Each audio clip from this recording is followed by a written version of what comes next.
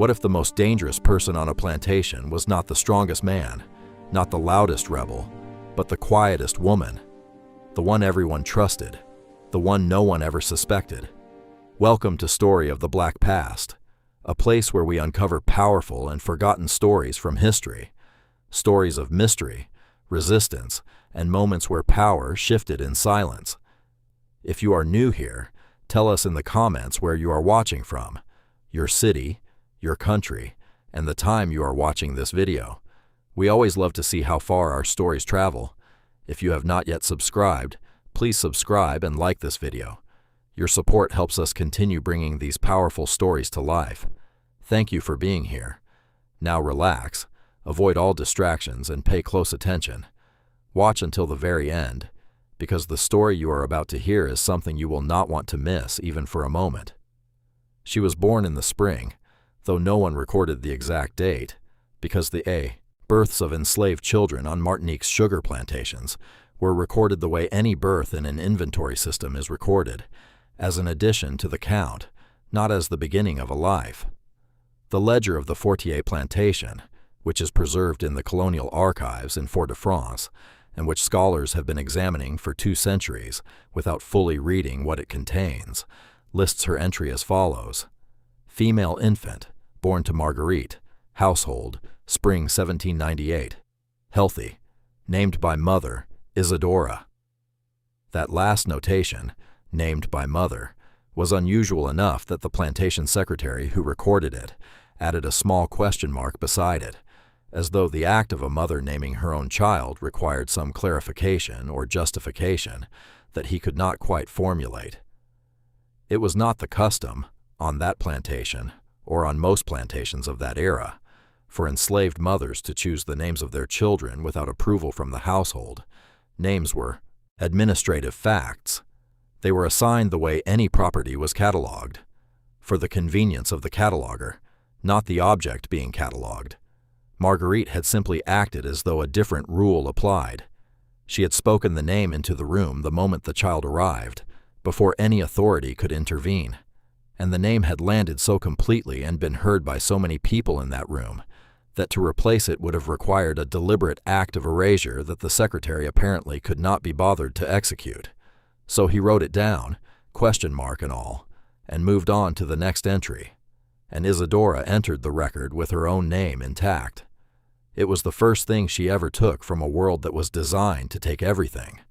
Marguerite was a woman whose history, like most histories of that kind in that era, exists in fragments so scattered and so incomplete that to assemble them into a coherent narrative requires an act of imaginative reconstruction that is partly archaeology and partly tribute.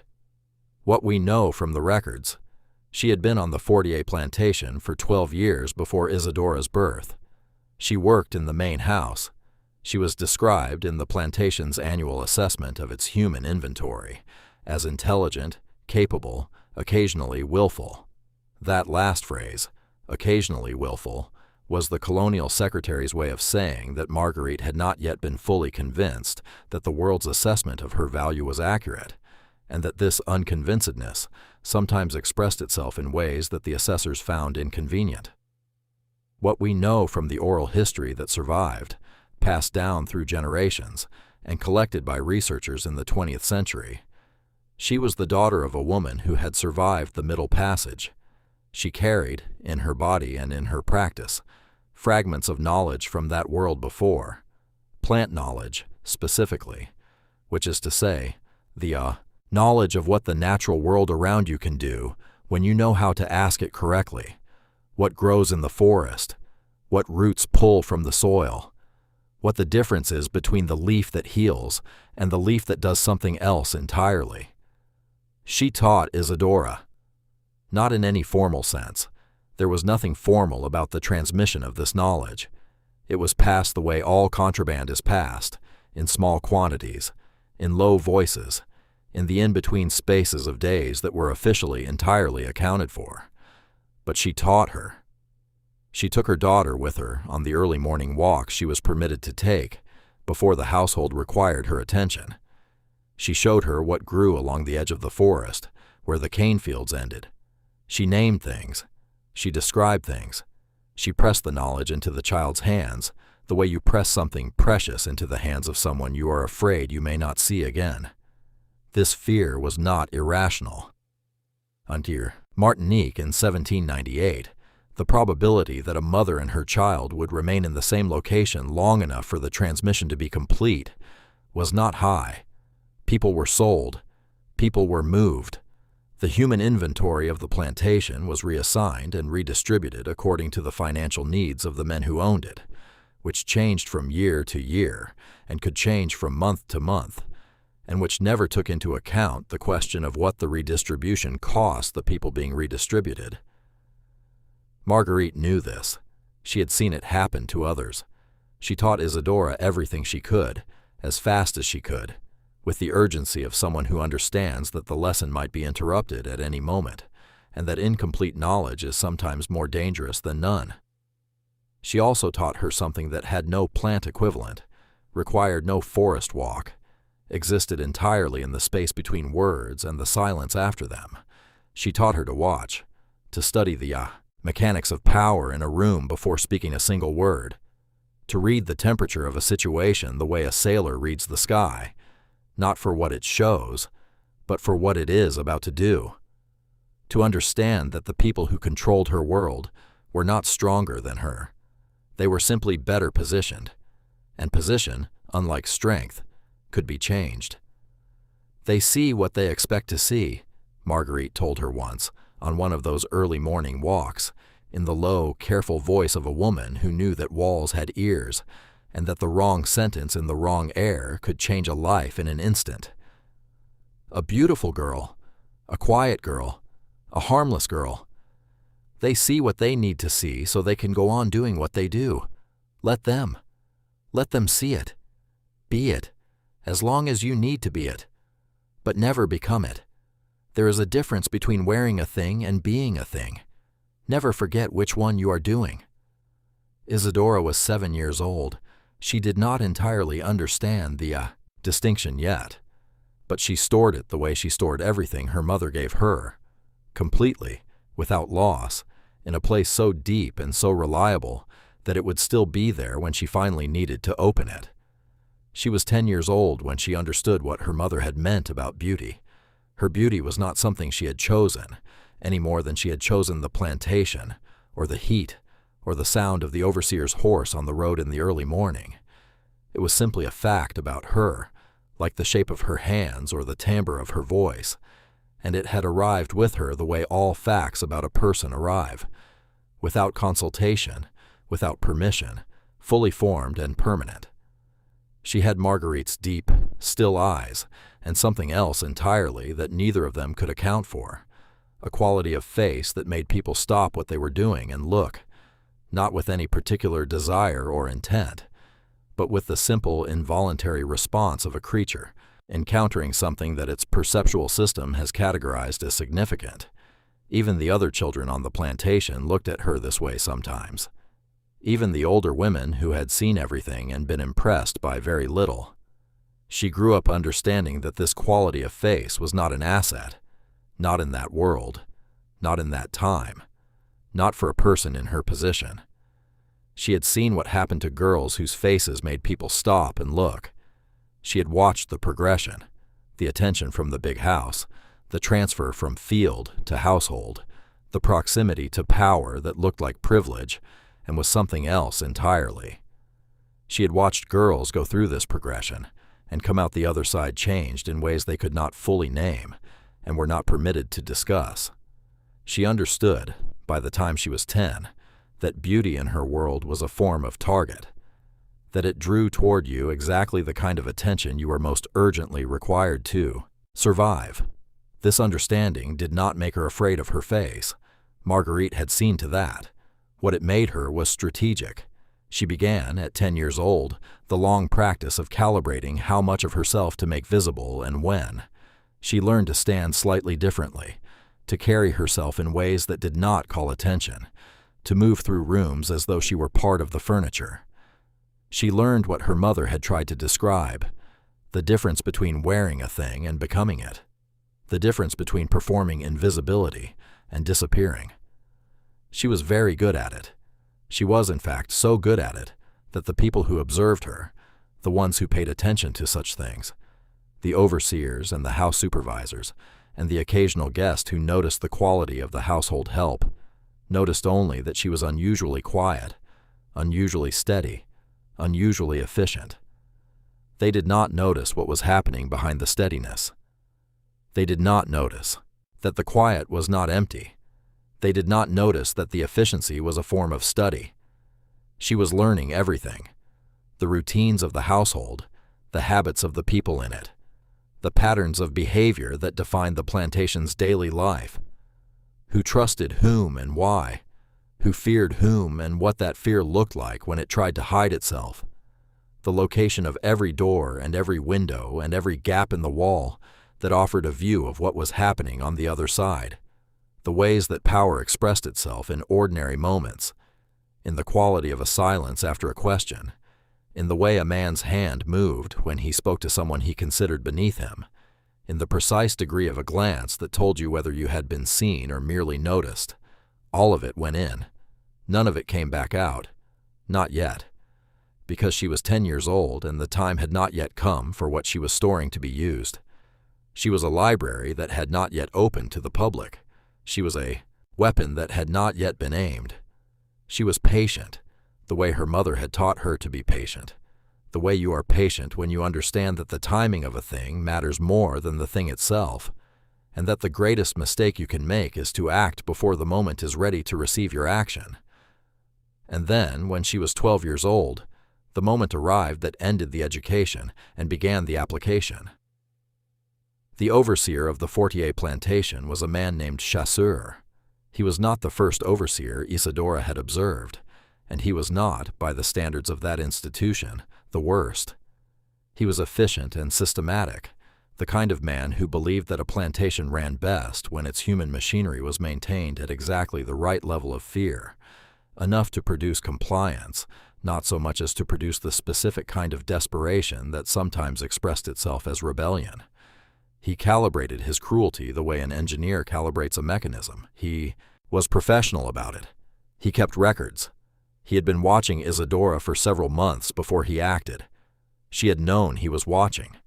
She had seen it in the way his attention moved across a room, always returning to her.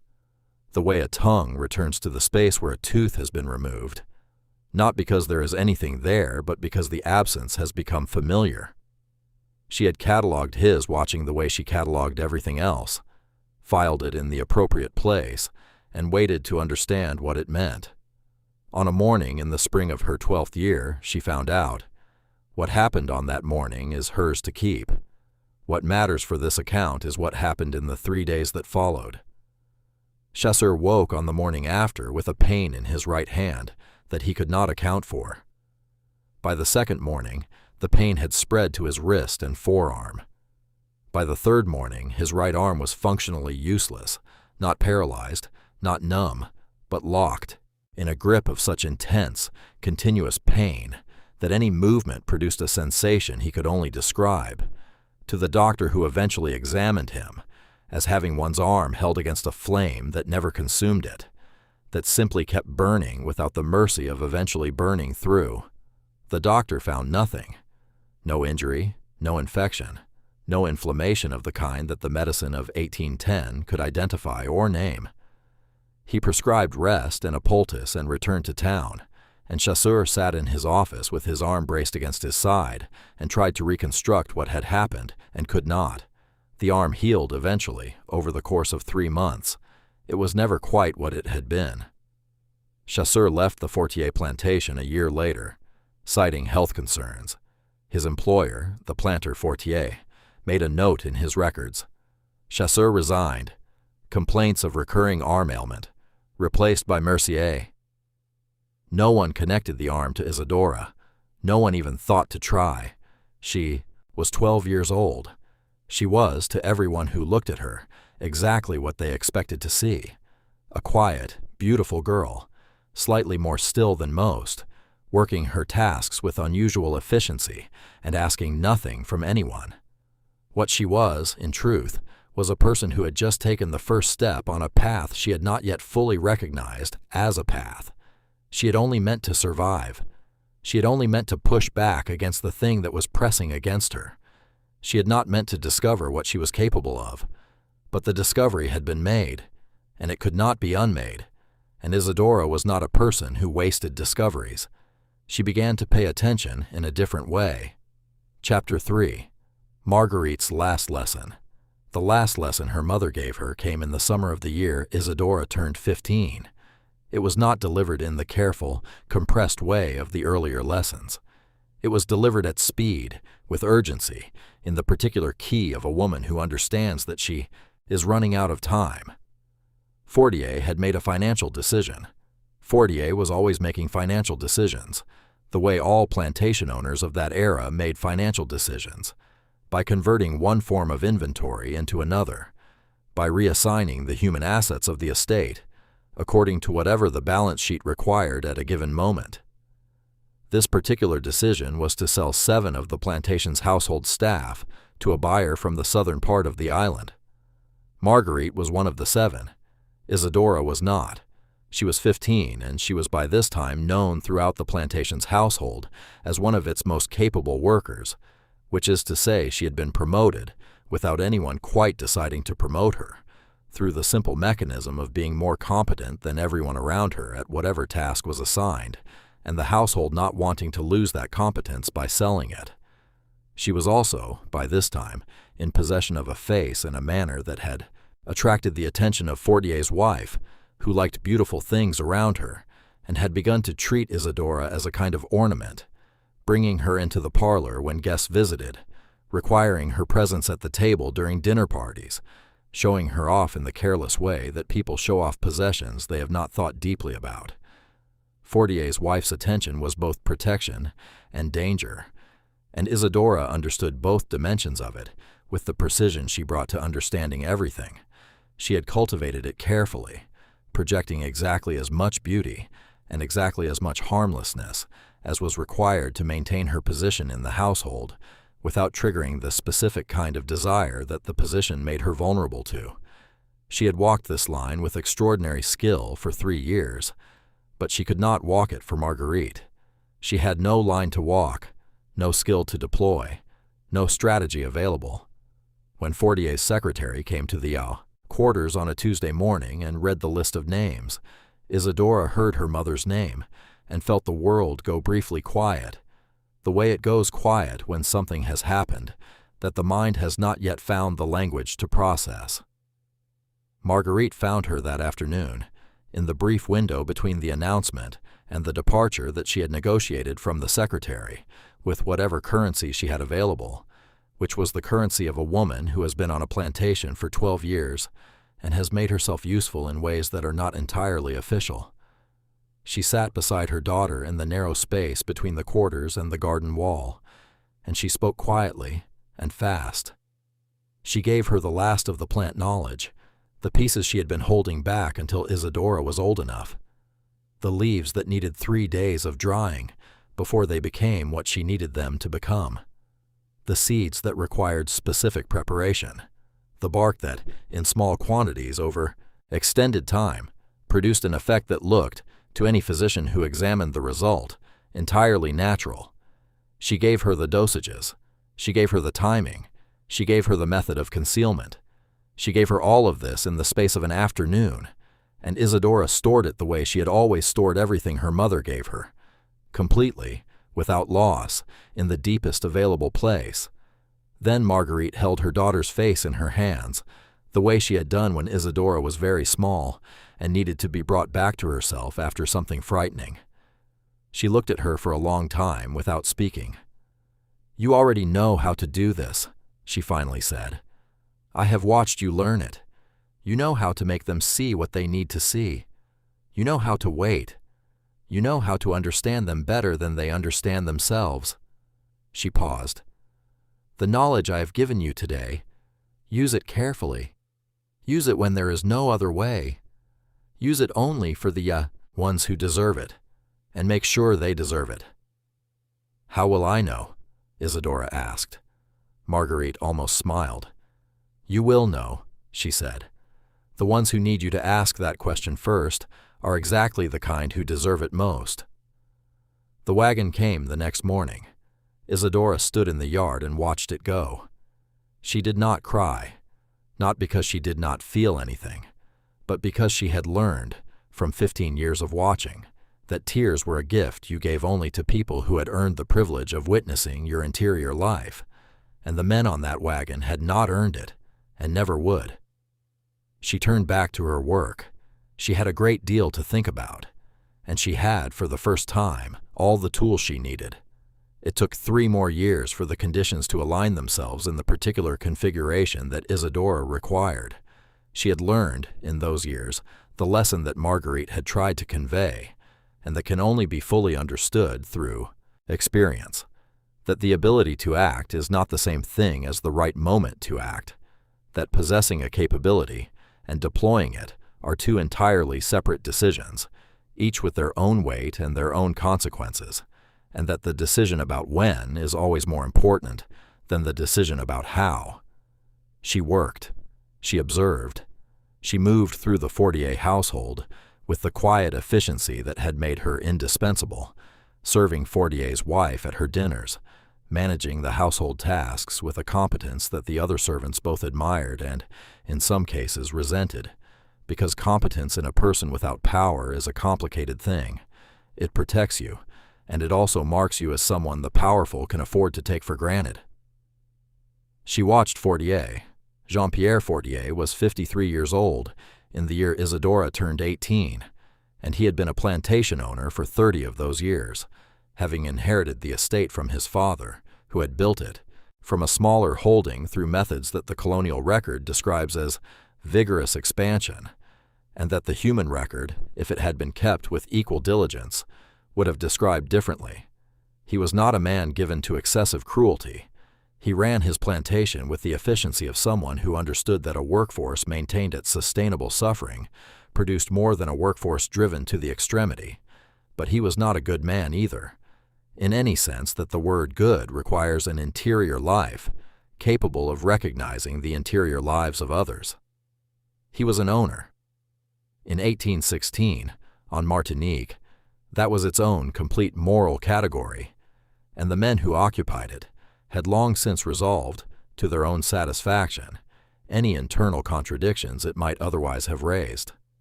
What made Fortier the first, and not one of the others who preceded him in Isadora's life, was a specific evening in October when the conditions assembled themselves with a clarity that she had been waiting for and had nearly stopped believing would arrive.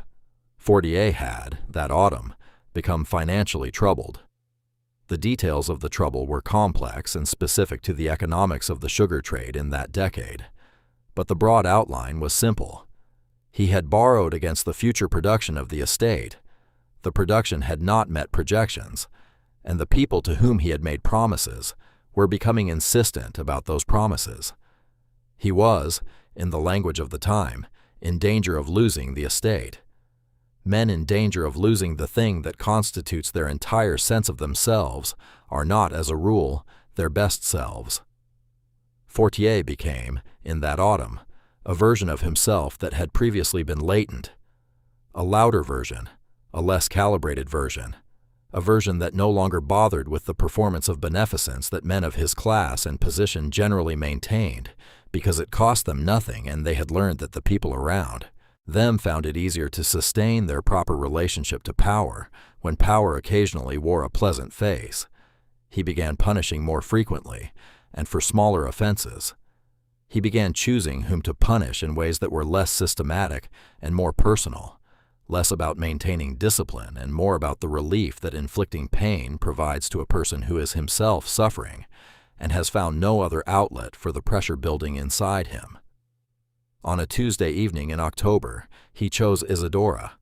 The specific reason does not matter, because the specific reason was never the real reason. The real reason was that he was a man with power over her, and he was feeling the specific impotence of a powerful man who is losing his power. And when powerful men feel that specific impotence, they reach for whatever demonstration of power is immediately available to them. She was immediately available, What happened on that Tuesday evening is hers to keep.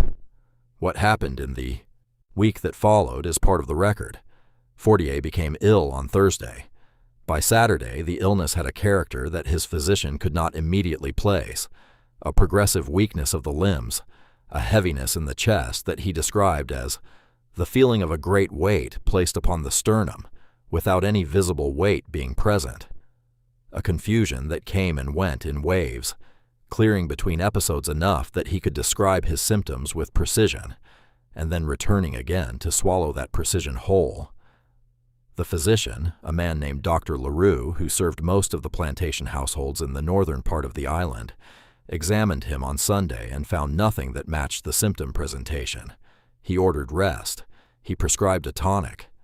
He went home and wrote in his case notes, Monsieur Fortier, 53, presenting with unexplained progressive weakness and thoracic heaviness, no fever, no external injury, no proximate cause identified. Returning Tuesday. He did not need to return on Tuesday. Fortier died on Monday morning, quietly in his bed, with his wife beside him and the physician's tonic untouched on the bedside table.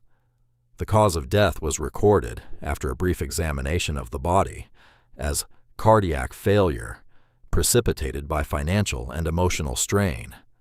This was not inaccurate, as far as it went. His heart had failed. The financial and emotional strain had been real.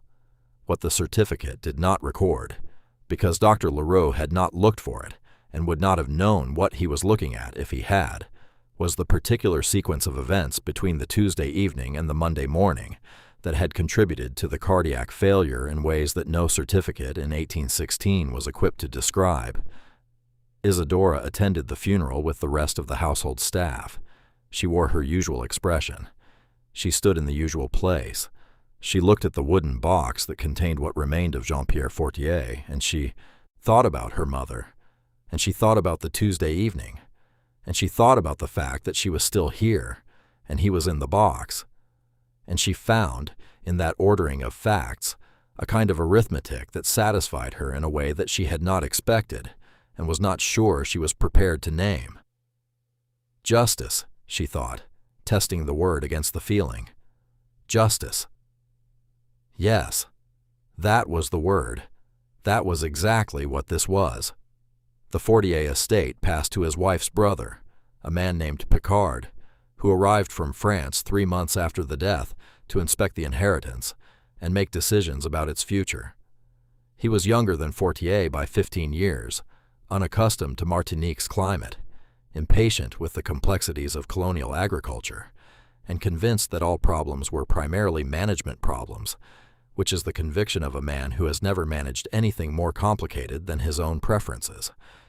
He decided to sell most of the estate's assets and retain the house, which he intended to rent to a series of wealthy tenants while he returned to France and collected the income. This plan required him to convert the household into something that could be managed by a small, permanent staff, which in turn required him to sell most of the existing staff and retain only those whose specific skills were required to maintain a household in good condition for the kind of tenant who could afford the rental price. Isadora was retained. She had been retained for the same reason she had always been retained. She was too capable to let go of, and she had cultivated a reputation in the household that made her retention seem obvious to anyone making the decision. What she had not cultivated was any relationship with Picard himself, because Picard had arrived as a stranger, and she had had 3 months to observe him and decide how to approach the relationship that would inevitably develop between them. She had observed him, carefully. She had noted his habits, his preferences, his specific vanities and his specific fears, the way he moved through the house he had inherited, his uneasy combination of entitlement and insecurity. He believed he was smarter than everyone around him. This was not unusual. Most men in positions of power believed this, because the positions of power they occupied rarely required them to test the belief against any genuine competition. But Picard's version of this belief was particularly intense and particularly fragile, which meant that he was both easy to flatter and dangerous when he suspected the flattery was insincere. He required convincing.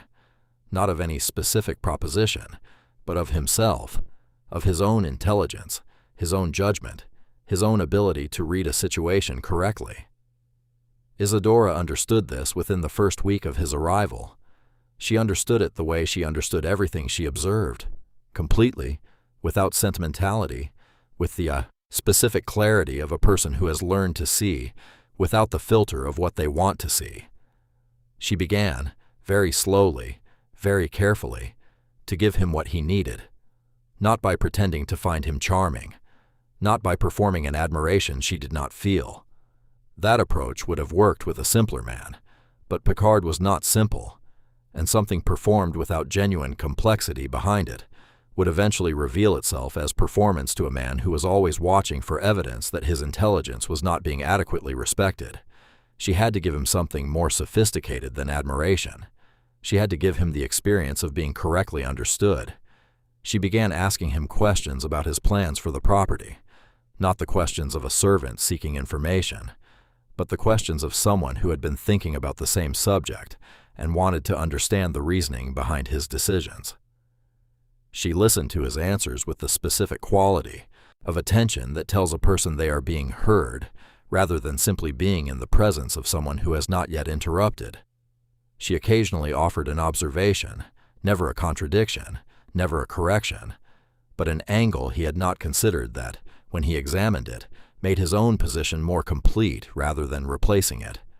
She did this once a week at most, and always in the context of a practical matter that he could attribute to her familiarity with the household, rather than to any general intelligence that might have made him uncomfortable. He began to seek her out. Not romantically, not yet. Picard was not, in those early months, primarily a man driven by desire. He was primarily a man driven by the need to feel that the people around him understood how intelligent he was. She was giving him this experience with a consistency that no one else in his life had managed, and the experience was so precisely what he needed that he had begun, without quite articulating it to himself, to depend on it. She let this dependency develop for 8 months. During those 8 months, she learned everything about him, his routines, his health, which was not good. He had a sensitivity of the stomach that he managed with a specific regimen of foods and preparations that he had developed over years, and that he monitored with anxious precision. His financial concerns, which were more serious than they appeared. The rent income from the estate was not meeting his projections, and he was beginning to make decisions that compromised the long-term value of the property in order to solve short-term problems. His relationships, which were thin. He had associates rather than friends, and the associates were connected to him by interest rather than affection. She also noted, with the specific attention she gave to things she might eventually need, that Picard's stomach sensitivity made him acutely reactive to certain preparations, that small departures from his established regimen produced symptoms that, even at low levels, were disabling enough to require him to spend 2 or 3 days in bed, and that these departures were, to an outside observer, indistinguishable from a natural flare-up of his existing condition. This was useful knowledge. She filed it in the appropriate place and continued to wait. What changed the timeline was not a plan she had made. It was something he did that she had not anticipated, and that shifted the weight of what she already knew into a different configuration. In the 8th month, Picard made a decision about 3 of the remaining household staff, 3 women who had been on the property for longer than Isadora, who had been retained when the others were sold because of specific household skills that he needed. He decided they were no longer cost-effective and arranged their sale to a plantation in the south of the island. He did this with the administrative efficiency of a man who has resolved, to his own satisfaction, that the people around him are inventory rather than persons, and that the management of inventory requires no explanation and no apology. He told Isadora about the decision the evening before it happened. He told her because by then he had gotten into the habit of telling her things, using her as a sounding board, assuming her approval, never actually asking for her opinion, but valuing the experience of speaking to someone who seemed to understand what he was saying. She listened. She kept her face in the expression he had come to expect from her. She gave him nothing that told him anything. That night, alone in the kitchen with the three women who would be gone by morning, she understood that the time had come. Not because of the three women specifically, though their faces stayed with her. Not because of a decision she had consciously made, but because something in the arithmetic of the situation had shifted, and the number it had arrived at was a number she recognized from the first time she had done this calculation. She prepared Picard's breakfast the next morning with careful hands and a steady heart. He ate it without suspicion, because he trusted her completely, and that trust was real, and she had not manufactured it.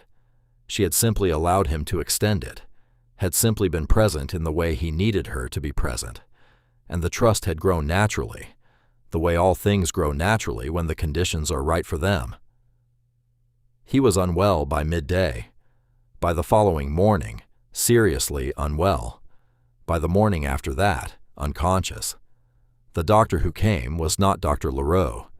Leroux had relocated to another district, but a younger man named Bonneau, who had less experience and was therefore less confident in his inability to explain what he was observing, which meant he was more willing to admit the limits of what he knew.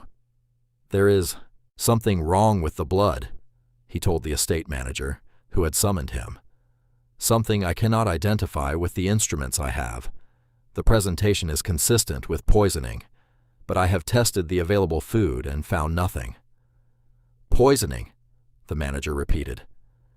"I said consistent with," Bonneau corrected. "It is also consistent with a severe reaction in someone with a sensitive constitution. There are several possibilities. None of them are good." Picard died on the 4th day. Dr. Bonneau wrote in his case notes, "Death from unknown cause, possibly related to existing gastric sensitivity, possibly environmental. Could not rule out administered substance, but no evidence found. Filed as natural causes pending further inquiry." There was no further inquiry. Picard had no close associates on the island who cared enough about him to push for one. The estate passed to his creditors and then, through a series of transactions, to a new owner. Isadora was sold with the other remaining staff. She packed her small collection of possessions the night before the transfer. She sat in the dark of the kitchen for a while, thinking about Picard, about the three women who were now somewhere in the south of the island, separated from everything they had known, about her mother, about the arithmetic of justice, and how it never quite balanced, but how the attempt at balance was the only thing available. She thought about how much she felt, and how little of it she would ever be permitted to show. Then she packed the last of her things and went to sleep, because the wagon came early, and she needed to be rested for whatever came next. The new plantation was owned by a man named Vidal, and Vidal was different from the others in ways that took Isadora longer to read than usual. He was not obviously cruel. He was not obviously anything.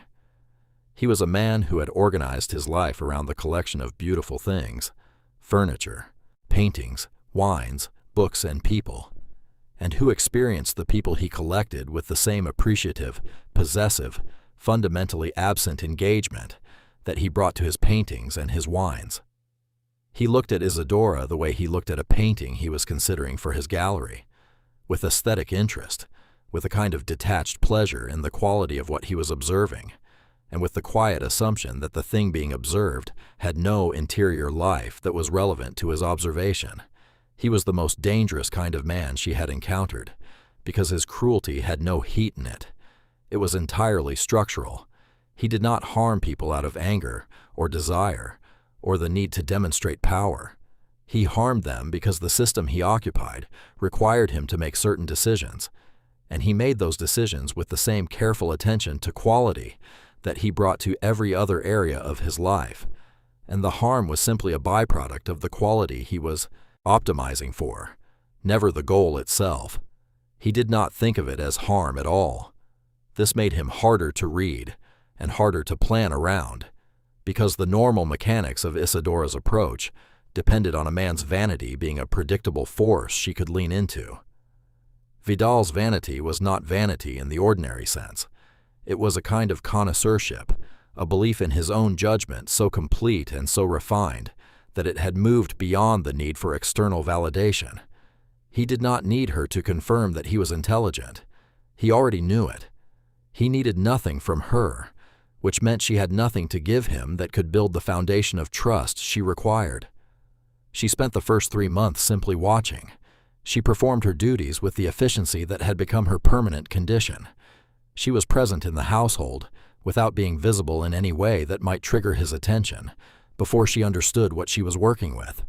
She studied him the way a naturalist studies a creature it has not encountered before, without projection, without assumption, simply observing what was there and recording it accurately.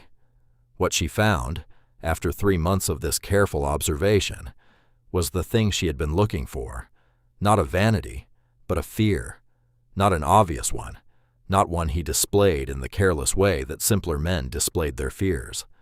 But it was there, lodged underneath the connoisseurship and the detachment, underneath the careful aesthetic life he had built around himself. He was afraid of being ordinary. It was the specific, consuming fear of a person who has devoted his entire existence to the refinement of taste and sensibility, and who understands, at some level he refuses to examine directly, that taste and sensibility are social constructions that can be taken away, that the people who recognize his superiority today might simply stop recognizing it tomorrow, and that without that recognition the entire edifice of his self-conception collapses. He needed, more than he needed anything else, to believe that the world recognized his exceptionality, and the surest way to keep him in the particular state of vulnerability she needed was not to threaten this belief, but to amplify it, to give him experiences that confirmed his self-conception so completely that he lowered whatever guard he maintained and became, if not trusting, then at least undefended. She began offering him the specific quality of perception he craved, not flattery. He was too sophisticated for flattery and would have recognized it immediately, but genuine aesthetic engagement. She had been listening to his conversations with his guests for months. She had absorbed his vocabulary, his references, his specific aesthetic commitments.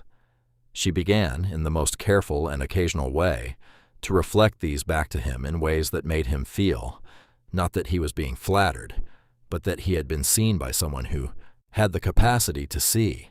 He responded exactly as she had calculated he would. He began including her in the periphery of his aesthetic life, asking her to arrange flowers for the gallery room, bringing her along when he received new paintings, mentioning once or twice, in the distracted way of a man who is not quite paying attention to what he is saying, that she had a better eye than most of the guests he entertained.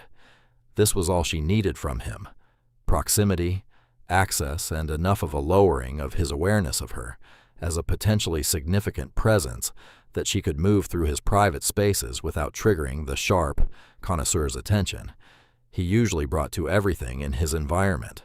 His death, when it came, was attributed to a consumption that had apparently been developing for some time.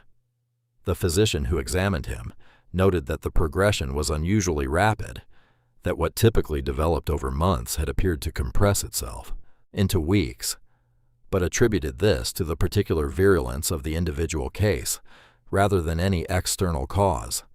Isadora was present at the attribution.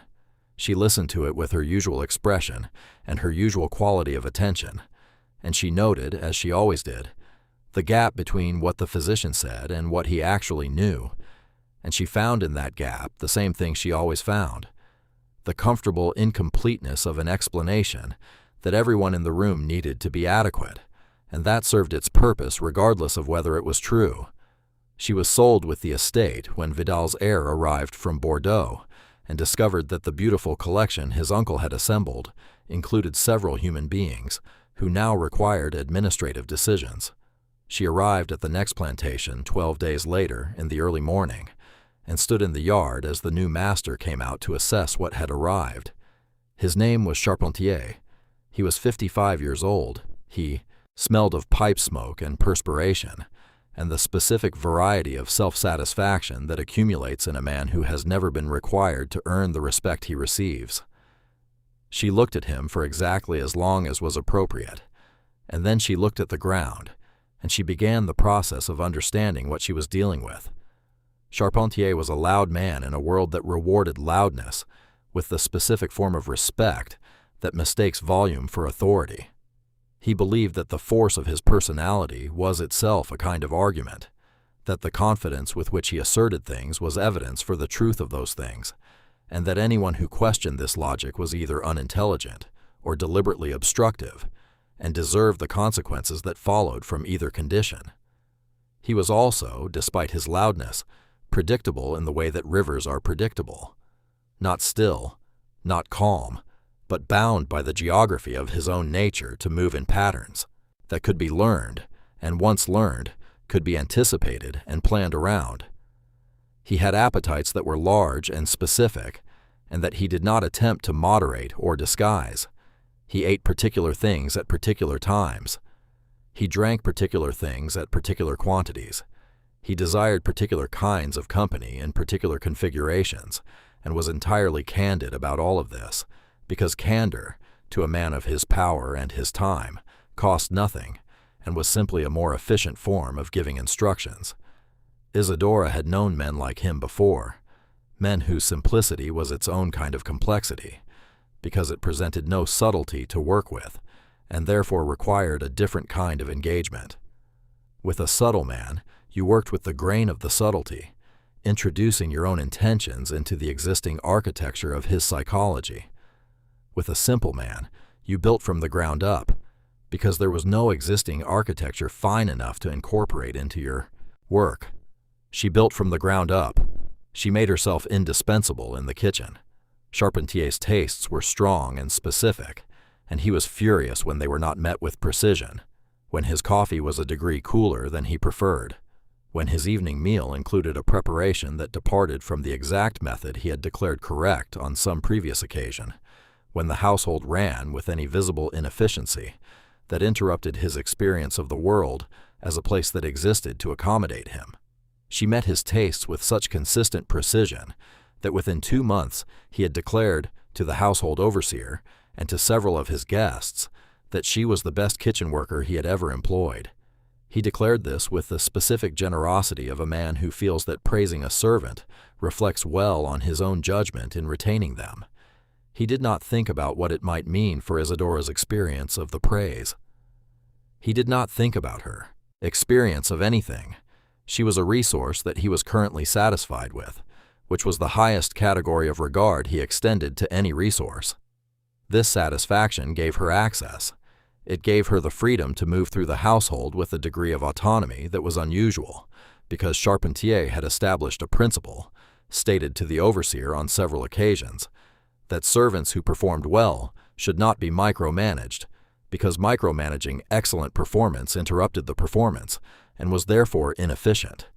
This was a management philosophy. It was not an act of respect. But Isadora had long since stopped requiring that practical access be accompanied by the right intentions.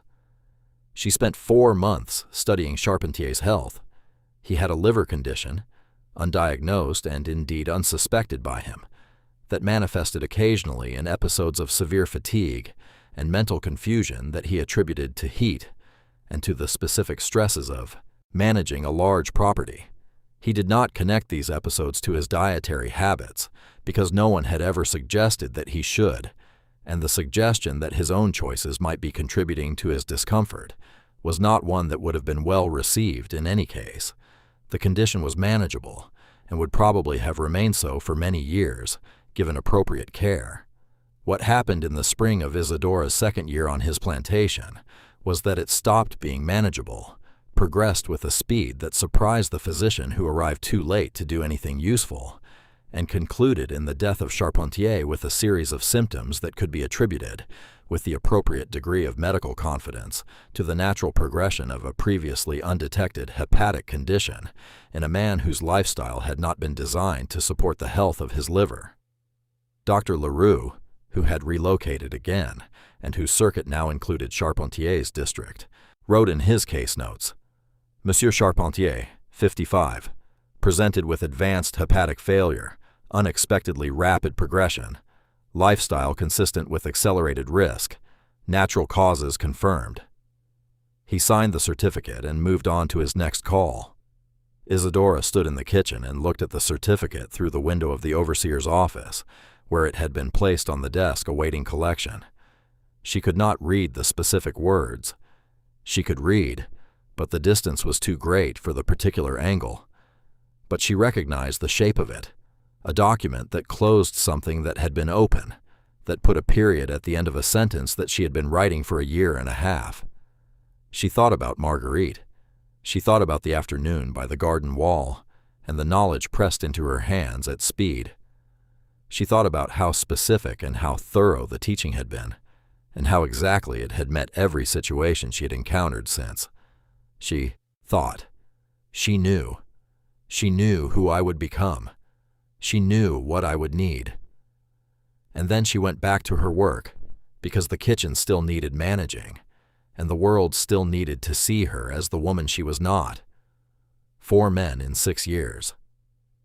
The island was beginning to notice something, in the way that islands notice things, not with the formal apparatus of investigation that a city might deploy, but with the organic, lateral, whisper-to-whisper mechanism by which communities process the patterns that their formal institutions have not yet recognized as patterns. People talked. Enslaved people, specifically, talked, because talking was one of the things that could not be entirely taken away from them, could not be entirely owned or monetized or controlled, moved in the spaces between the official life of the plantation, with an efficiency that the official life could neither match nor suppress. They had noticed, not the connection to Isadora specifically. She had been careful about that, had maintained the alibi structures and the witness arrangements with the methodical attention of a craftsperson who understands that the work is only as good as its weakest point.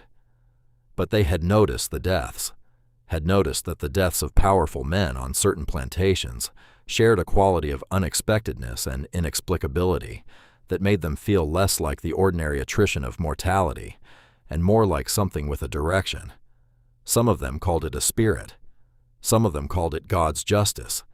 Some of them called it what some of them had always suspected, that the world was not, in fact, as fixed and as unresponsive to the suffering of the powerless as the powerful needed it to be. Isadora heard these whispers.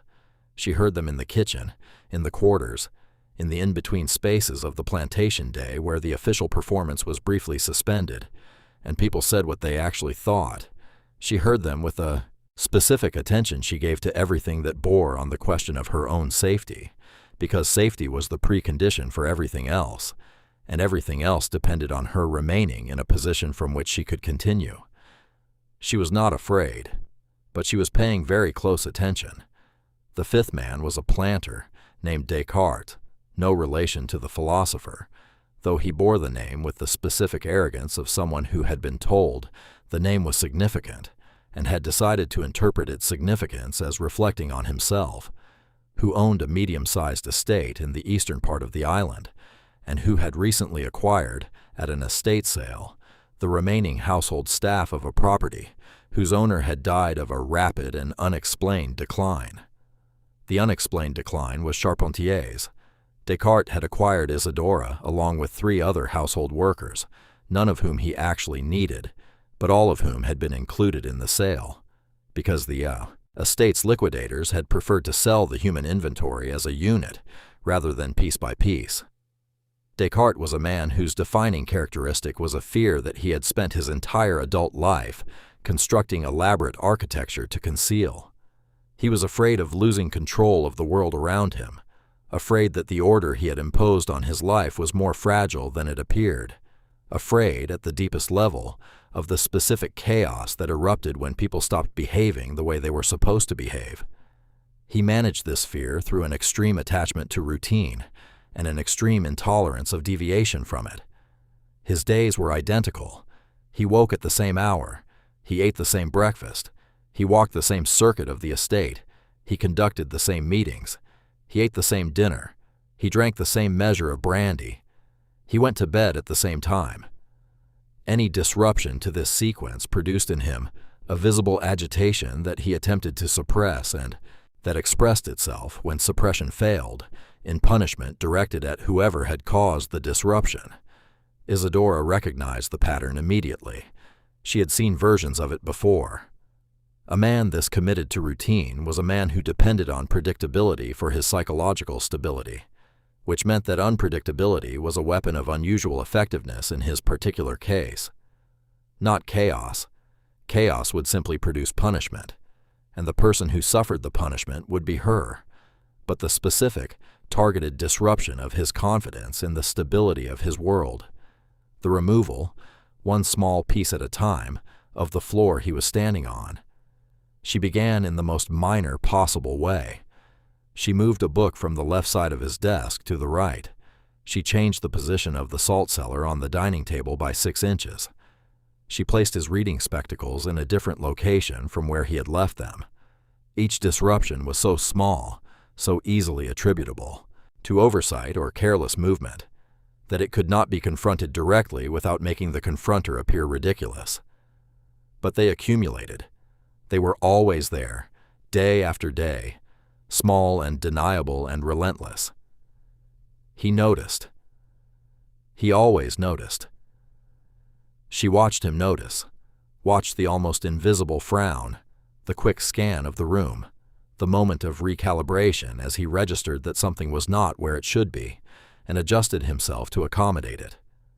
She watched the adjustment take more effort each time. She watched the frown take longer to clear. She introduced larger disruptions gradually, over 3 months.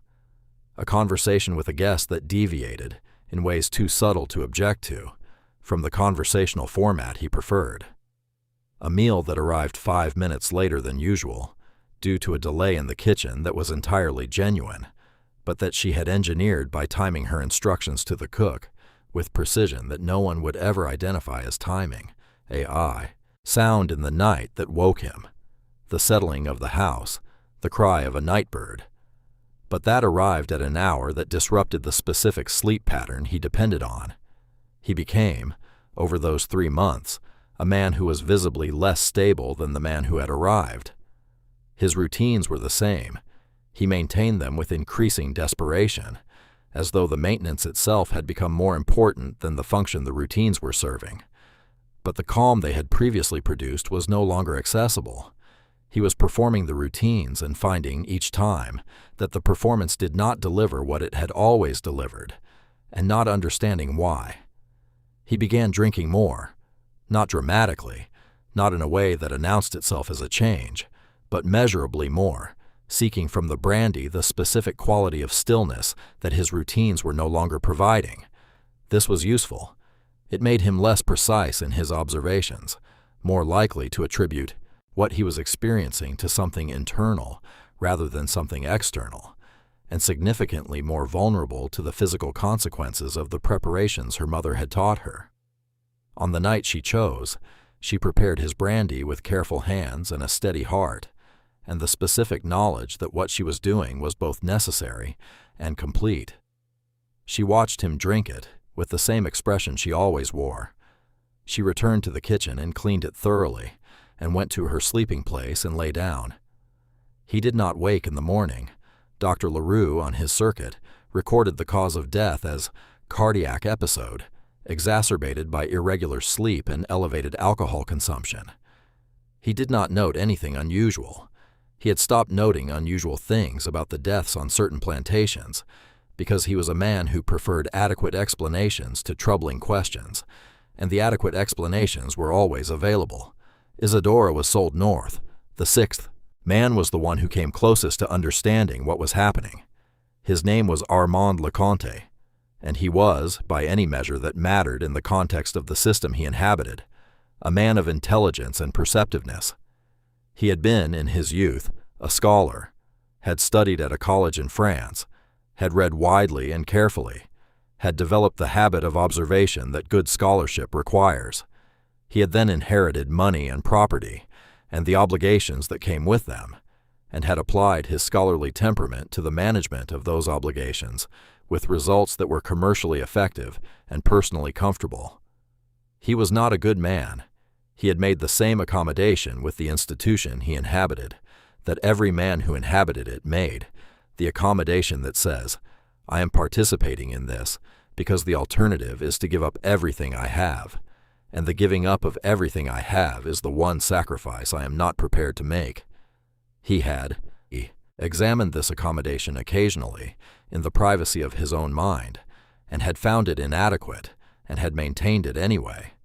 Because the truth is that most people, when required to choose between their moral consistency and their material comfort, choose their material comfort, and then construct whatever narrative makes that choice bearable.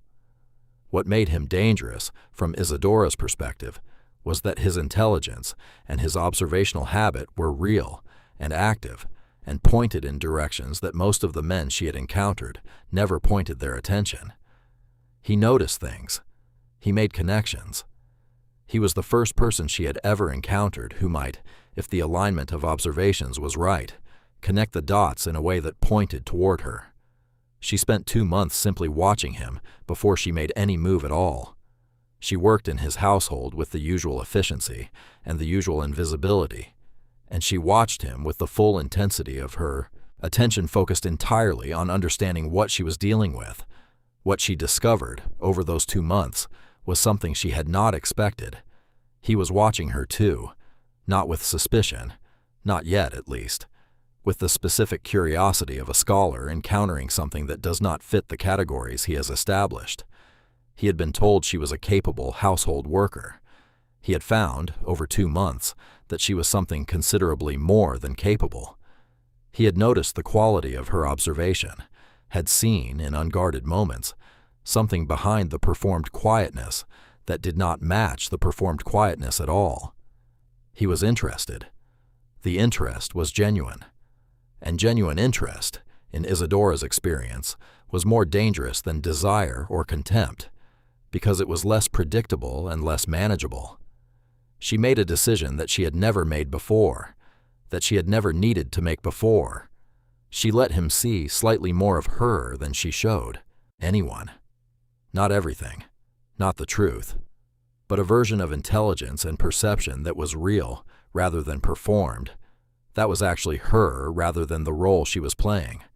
She gave him something genuine to engage with, because she understood that a man of his intelligence, given nothing genuine, would eventually start looking for what he was not being given, and that the search itself was more dangerous than the thing he was looking for. She let him believe he had discovered her, that the intelligence he was seeing was something she had been unable entirely to conceal, rather than something she was deliberately allowing him to observe. She let him feel the specific pleasure of a scholar who has found a subject that exceeds his expectations. She watched his guard lower, just slightly, just enough. And then she did something she had never done before, something that required her to hold 2 entirely incompatible truths in her mind simultaneously, without allowing one to contaminate the other. She liked him. She did not let this matter. She had known how to refuse the mattering of things since she was 7 years old, and her mother had given her the first and most important lesson. But she acknowledged it honestly, in the privacy of her own mind, because she had learned that acknowledging a true thing was always more useful than pretending it wasn't there. The acknowledgement let her work with it rather than around it. She liked him. He was going to die anyway. Both of these things were true. What he had done, what the men like him always did, regardless of their intelligence or their scholarly habits or their occasional private acknowledgement that the accommodation was inadequate, was participate. He had participated for 20 years. He had made the choices that men in his position made, and his intelligence had not prevented him from making them, had not made the consequences of those choices fall on anyone less than the people who bore the consequences of those choices in that world, in that time. His intelligence was personal. The institution was structural, and the institution did not become less structural because one of its operators was interesting. She prepared his death with the same care she had brought to the others, and she felt more while she was doing it than she had felt before, and she did it anyway, and she did not let the feeling change the doing. His physician, a new man named Gaston, who had come to the island 2 years earlier from Guadeloupe, and who was younger and more technically current than Leroux, examined him after death and wrote something in his case notes that was different from what any physician had written before. He wrote, Presentation consistent with administered substance, unable to identify specific compound. However, given the pattern of unexplained deaths among plantation owners in the Northern District over the past decade, this case warrants further investigation before natural causes are confirmed. He submitted this note to the colonial administration. The colonial administration, which had many demands on its attention and found the suggestion both troubling and administratively inconvenient, filed the note and did not follow up. Isadora was sold south before any follow-up could have reached her in any case. There was a man on the southern part of Martinique named Morel, and he had been listening for 2 years. He was not a physician. He was not an administrator. He was not any kind of official with any kind of mandate to investigate the unexplained deaths that young Dr. Gaston had flagged in his case notes. He was a plantation owner, like the others, with a large estate and a profitable sugarcane operation, and a way of looking at the world through the specific lens of a man who has learned to survive in a competitive environment by paying closer attention than the people around him. He had heard the deaths discussed. He had heard the whispers, both the official ones, the physician's reports, the estate records, and the unofficial ones, the current of information that moved through the enslaved community, with its own logic and its own accuracy, which often exceeded the accuracy of the official record, precisely because it was not trying to produce an adequate explanation, but simply to account for what had actually happened. He had, over 2 years of listening, arrived at a conclusion. He had concluded that the deaths were connected. He had concluded that the connection was a person. He had concluded that the person was a woman, beautiful and quiet and capable, who moved through the households of powerful men and left them dead. He had concluded that she was still on the island, still being sold from estate to estate along the predictable routes that the slave trade ran, and that if he waited long enough and positioned himself correctly, she would eventually arrive at his estate. He had, in preparation for that arrival, made certain arrangements. When Isadora arrived, carried in the back of a wagon with 3 other people who had been purchased at a sale in the north, she came down the road toward Morel's estate, and she felt something she had not felt at the beginning of any of the previous situations. She felt for the first time that she was expected, not in the ordinary sense of an arrival being anticipated, something more specific than that. An attention in the air of the place that was directed at her, with a precision that the situation did not require, and that told her something was different here. She kept her face and her posture exactly as they always were. She kept her eyes in the positions she had trained them to occupy. She kept her breathing regular and her hands still, and her expression at precisely the calibrated distance from everything that she had maintained for 25 years. But inside, behind all of that, she was paying attention with every faculty she possessed. Morel came out to receive the arrivals himself, which was unusual. He was 60 years old, a compact and unhurried man with gray at his temples, and eyes that moved across the assembled people with a quality of attention she recognized immediately. This was not the appraisal of an owner inspecting inventory. This was the assessment of a hunter who has arrived at the location where he expects to find what he has been tracking. He looked at each of the others first, and then he looked at her, and he looked at her for slightly longer than the situation required. And in the extra length of that look, she read everything she needed to know. He knew. Not everything. Not the details. Not the evidence. But the shape of it. He had assembled the shape of it from 2 years of listening, and it was close enough to the truth that the gap between what he suspected and what was actually true would not protect her. She did the only thing available to her. She held his gaze for exactly as long as was appropriate, then lowered it and gave him nothing. He smiled slightly. It was not a comfortable smile.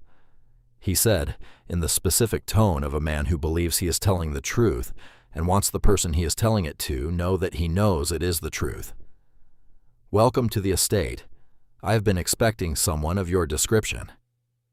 She said, "Thank you, sir." Her voice was exactly what it had always been.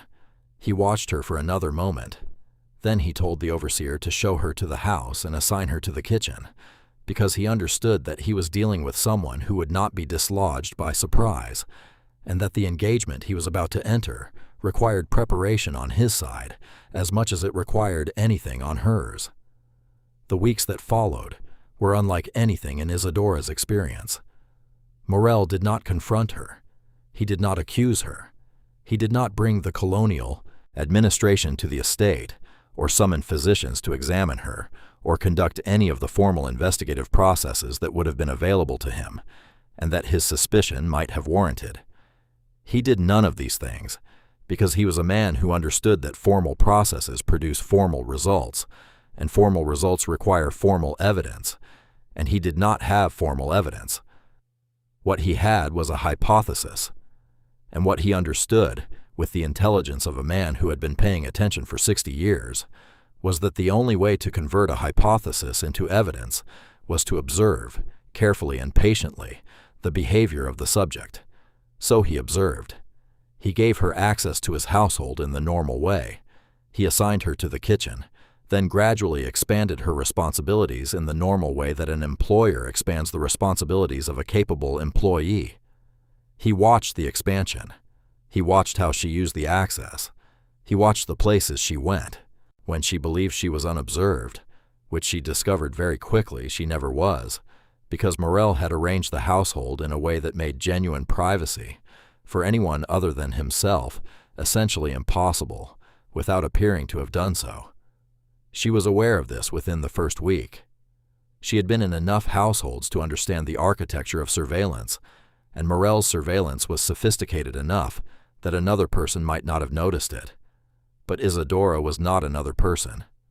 She understood that she was being watched. She understood that anything she did that could be construed as preparation, any gathering of materials, any unusual movement, any behavior that departed from the expected pattern of a new household worker learning her position, would be noted and filed and eventually used. She stopped. She did not stop moving through the household. She did not stop performing the role she had always performed, but she stopped everything. That was underneath the performance. She stopped planning. She stopped preparing. She simply worked, with the same efficiency she had always brought to work, and watched Morel, and thought. The thinking took 3 weeks. At the end of 3 weeks, she had arrived at the following conclusion. She could not use any of her usual methods here. The methods required access and opportunity, and the specific trust that came from a man's belief that the woman in front of him was exactly what she appeared to be. Morel did not believe this. He was watching precisely for evidence that she was something else, which meant that any movement in that direction would be detected. She was, for the first time in her adult life, genuinely trapped. This was an interesting condition. She sat with it the way she sat with all interesting conditions, without panic, without the desperate reaching for a solution that panic produces, simply present with the reality of the situation and waiting for the reality to reveal its own structure. The structure revealed itself in the 4th week. Morel made a mistake, not a large one, not the kind of mistake that simpler men made, the kind that announced itself as a mistake and invited correction, a small one, the kind that only someone watching as carefully as she was watching would even register. He trusted his own intelligence too much. He was so confident in his surveillance, so certain that the architecture he had built around her would contain whatever she was capable of, that he had stopped considering the possibility that she was not trying to do what he was watching for. He was watching for action. He was not watching for patience. He was watching for the preparation that preceded her usual methods. He was not watching for the possibility that she had abandoned her usual methods entirely and was working on something he had not anticipated. She had not yet identified what that something was, but she had identified the space in which it would operate. It would operate in the gap between what he was watching for and what she was actually going to do. Now she simply had to discover what she was actually going to do. The answer came from Morel himself, in the most unexpected of places. She had been in the household for 6 weeks when he called her into his study one evening and told her, with the specific directness of a man who has decided that the time for subtlety has passed, that he knew what she was. He said it just like that. "I know what you are." She said nothing. She kept her face exactly where it had always been. She waited. He told her what he had assembled: the deaths, the timeline, the pattern, the specificity of the method, and the consistency of the concealment. He told her with the manner of a man presenting a paper at an academic conference, organized, thorough, impressed with his own work. She listened. When he finished, she said, "You have described something remarkable. I don't know what to say to it except that remarkable things sometimes have simple explanations." He smiled. "You're not going to deny it." "I'm not going to confirm or deny anything," she said. "I don't know what you're referring to. I know what you've told me you think. I can't help you with what you think." He looked at her for a long time. The smile remained. It was not a threatening smile. It was the smile of a man who is enjoying a conversation that he rarely gets to have, because the people he usually speaks to are not interesting enough to produce it. "Here's what I want," he said. "Not what you might expect. Not denunciation. Not the administration. Not a physician's examination. None of that." He paused. "I want to understand you. I've been watching powerful men die for 2 years and asking myself, who is doing this? Why? How? And the why is the one I keep coming back to." "Because," she said very quietly, "you already know the answer to the why, and it troubles you." The smile faded. Just slightly. Just enough. "Yes," he said, after a long silence. "I believe I do." They talked for 3 evenings. This was not something Isadora had planned for. It was not something she had encountered before. It was not, she acknowledged to herself in the private space of her own mind, something she had known was possible. That a man in his position would choose this, would choose conversation over action, would choose understanding over the application of the power he held. She had not lowered her guard. She had not forgotten what he was, or what he was capable of, or the fact that his intelligence and his momentary preference for conversation did not alter the basic structure of the relationship between them, which was a structure that had not been designed for conversation.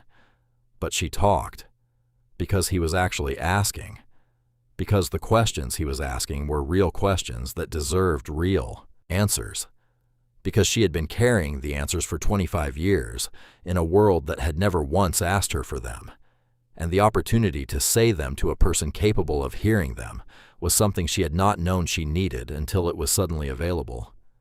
She told him about Marguerite, about the morning walk and the plant knowledge and the afternoon by the garden wall.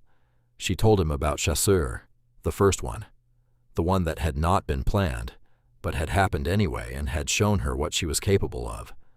She told him about the arithmetic of justice, and the way it never quite balanced, and the way the attempt at balance was still, after everything, the only thing she could offer the people who had been taken. She told him all of this with the same care she brought to everything, without self-pity, without performance, without the specific distortions that happen when a person who has been required to hide everything finally gets the chance to say something and can't quite distinguish between saying it truly and saying it dramatically. She was not dramatic. She was precise. He listened the way a good scholar listens, with the full engagement of his attention, without the interruptions that most people make to demonstrate that they are listening, without any visible urgency to arrive at a conclusion before the evidence was complete. On the 3rd evening, after a long silence following something she had said, he asked, "What do you want? If the justice you're describing were complete, if everything you've set in motion had arrived at its end, what would be on the other side of it?" She considered the question. It was a genuine question, and it deserved a genuine answer. "Nothing dramatic," she finally said. "I don't want a monument or a record or a story people tell. I want the arithmetic to balance. I want the people who were taken. My mother, the 3 women Picard sold south, all the people behind, them and before them and around them. To be accounted for, not compensated, not restored. Those things aren't possible, but accounted for, present in the record, even if the record doesn't know they're there. He was quiet for a long time after that. I am in the record, he said finally. What I have done, what men like me have done, is in the record, thoroughly and officially, and without apology. Yes, she said, and what you have done is not. No. That doesn't trouble you? I learned a long time ago not to need the record to know what is true. He looked at her. She looked at him. The distance between them, across his desk, across everything that separated the lives they had each been born into, was not bridgeable, and they both knew it, and neither of them pretended otherwise. And the acknowledgement of that distance was, in its way, the most honest thing that had passed between them. On the fourth morning, he died. She had not done anything on the third evening, or the fourth, or in the night between them. She had sat in her sleeping place and looked at the dark and held the three conversations in her memory, and thought about what they meant. And in the early hours of the fourth morning, she had made a decision that she had not expected to make when she arrived at this estate. She had decided to stop, not because of mercy, not because he was interesting or because the conversations had created something between them that complicated the arithmetic, but because she had looked at what she had done, all of it, and she had asked herself the question he had asked her, what do you want when it's over? And the answer she had arrived at was that she had done what she set out to do. 7 was the number. 7 was what the weight inside her had always been pointing toward, and she understood that she had reached it, not because she had counted and confirmed it, but because she could feel the completion of it. The way you feel the end of a journey not when you see the destination, but when the quality of the walking changes. She had decided to stop, which meant she had nothing to do on the fourth morning, which meant that when Morel died on the fourth morning, she had not killed him. He had a heart condition that he had known about for 2 years, and had been managing with the remedies available to him and the specific discipline of a man who has organized his life around precise management of risk. The condition had been stable. On the fourth morning, for reasons that had nothing to do with Isadora and everything to do with the specific fragility of hearts that have been working against their own weaknesses for too long, it stopped being stable. He died in his chair in the early morning light, with a book open on his desk and the case notes he had been compiling about Isadora folded beside it.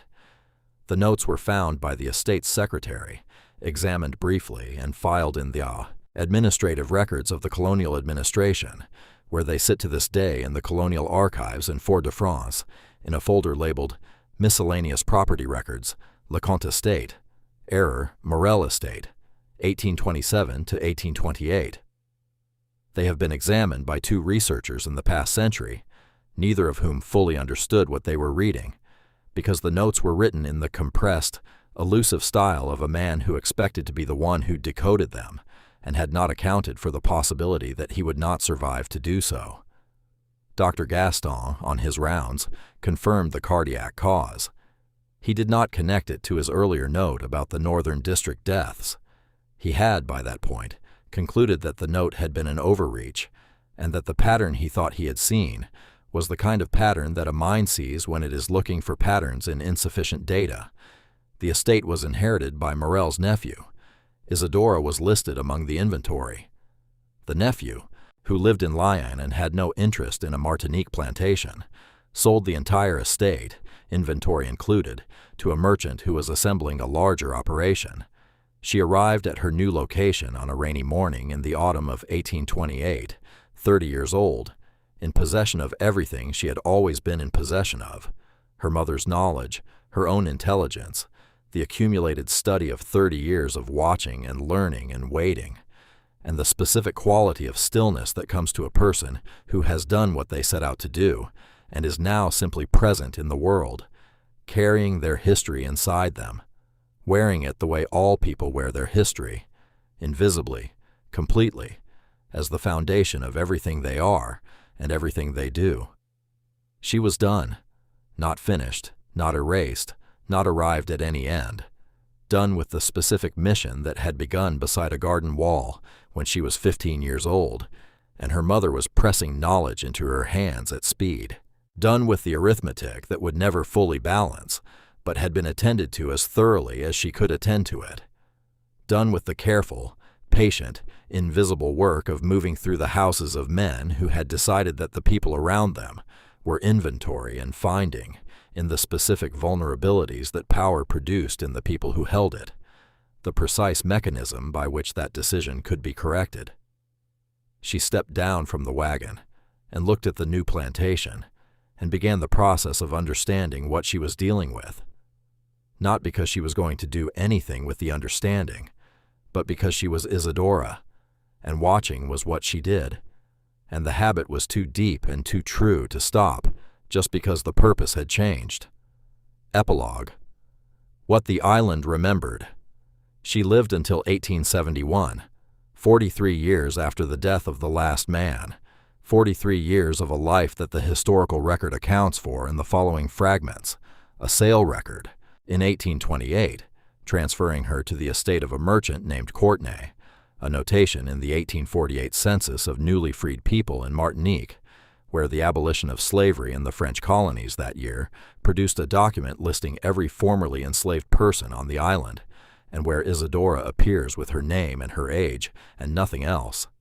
A property record from 1852, showing a small parcel of land in the northeastern part of the island, registered in her name. And a death record from 1871, recording her death at the age of 73, in a house on that parcel of land, cause of death listed as age. She had outlived the institution that owned her. She had seen the document that said she was free, had held it in her hands the way she had watched her mother hold similar documents in similar hands in the kitchen on the Fortier plantation, and had stood outside with it for a long time, feeling the air. She had bought land. She had worked it. She had built something, small and sufficient, and entirely her own on the island, that had tried to reduce her to a line in a ledger, and had failed. She did not tell her story, not to anyone, not during her lifetime, not in any form that the record preserved. She carried it the way her mother had carried the knowledge of Saint-Domingue, completely, without loss, in the deepest available place, and she decided, with the same deliberate calm with which she had decided everything else in her life, that the carrying was enough.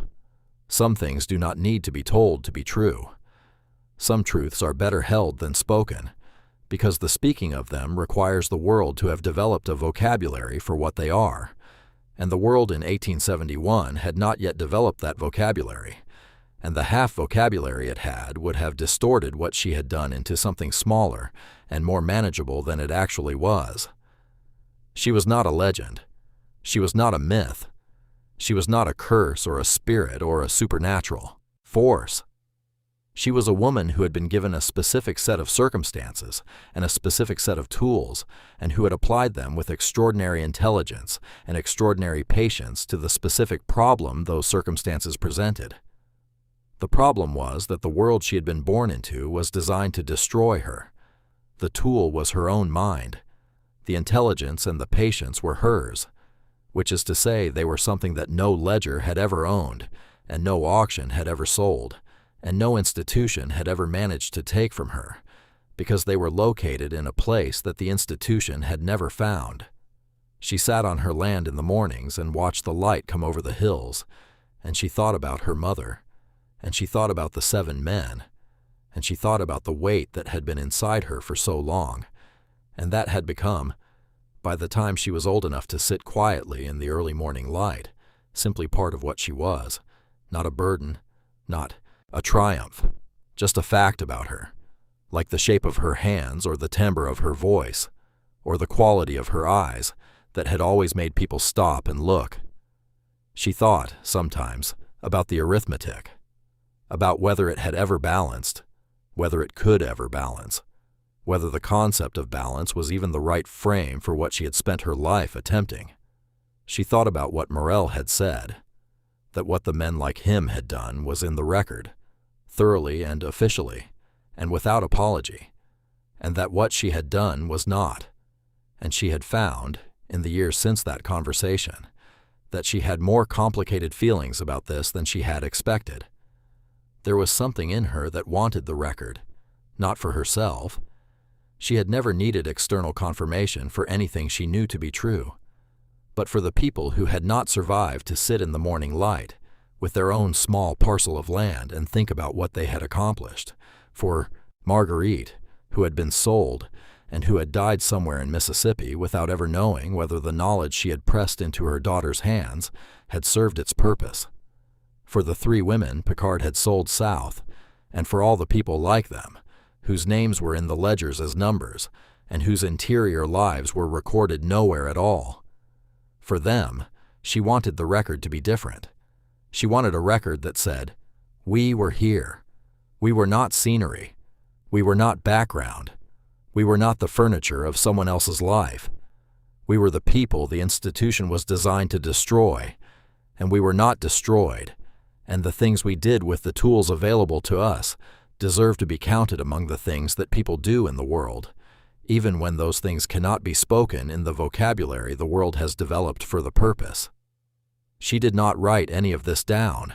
She was not a woman who wrote things down.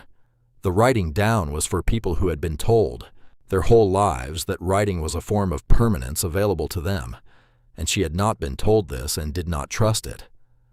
Instead, she sat in the light and held it, all of it, and felt it, and let it be exactly what it was, the truth, which is the most permanent thing there is, more permanent than any record, more durable than any document, more complete than any vocabulary. She died in the autumn of 1871, in the early morning, with the light coming over the hills and the sound of the island doing what islands do, moving, breathing, carrying forward everything it has ever held, releasing none of it, burying some of it, but never, in the end, entirely destroying what it contains.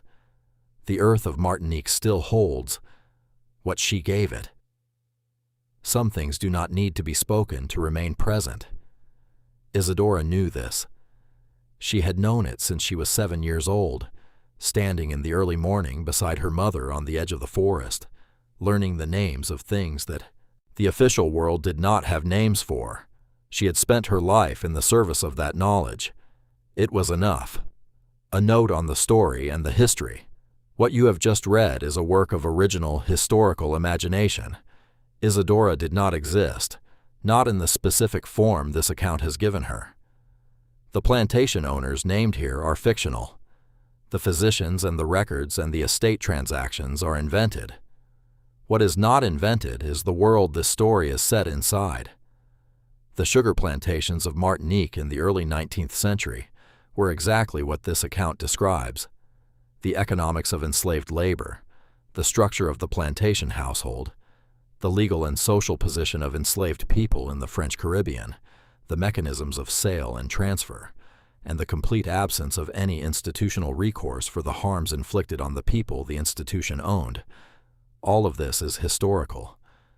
The plant knowledge that Marguerite passes to Isadora reflects a real and documented tradition among enslaved people throughout the Caribbean and the American South, the preservation and transmission of botanical knowledge from African traditions, the use of plants for healing and for resistance, the hiding of this knowledge in the spaces that the plantation surveillance did not fully reach, the resistance that Isadora represents, the specific, individual, invisible resistance of people who found ways to act within the most constrained possible circumstances, is also historical, not in this specific form, not with this specific woman.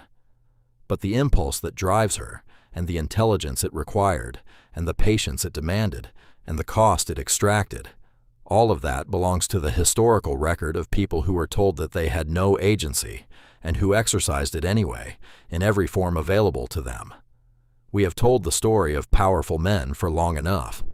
We have told it so thoroughly that it has come to seem like the only story there is, the only story worth the telling, the only story with enough weight to merit the record.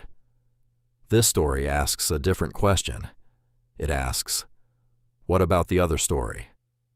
The one that was never written down, the one that moved through the in-between spaces, the one that the ledgers could not account for, because the ledgers were designed to account for property, and not for the thing that was underneath the property, the thing that remained itself no matter what was done to the container it occupied.